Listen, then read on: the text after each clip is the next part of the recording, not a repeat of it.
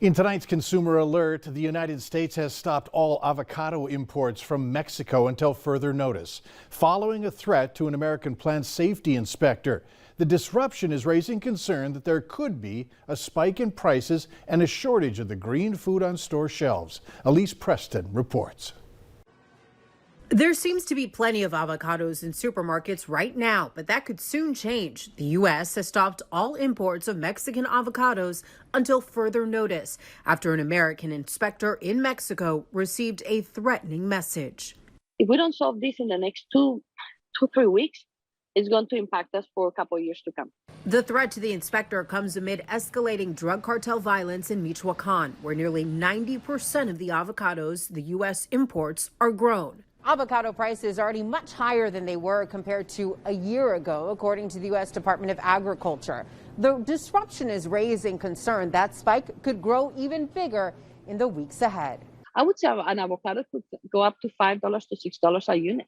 $5 to $6 for one avocado. Martha Montoya is the chief executive officer of Ag Tools. She says it's not just the consumer that will be impacted. Hundreds of millions of dollars will be lost and the environment will be affected. Everyone in the supply chain were prepared to ship all this amount of avocados, trucks, containers, the processing plants, water, electricity. So all that is carbon footprint that we are going to be wasting. The U.S. government says the suspension will continue until the safety of all U.S. inspectors in Mexico is assured.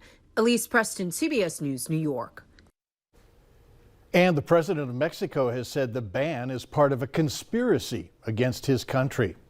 If there's one thing that pains everyone trying to reach the IRS at tax time, it's being stuck on endless hold. Now people can pay to jump to the front of the line. One accounting firm spends upwards of $5,000 a year to a company that can zip them and others to get right through to an IRS customer service representative. It's called NQ.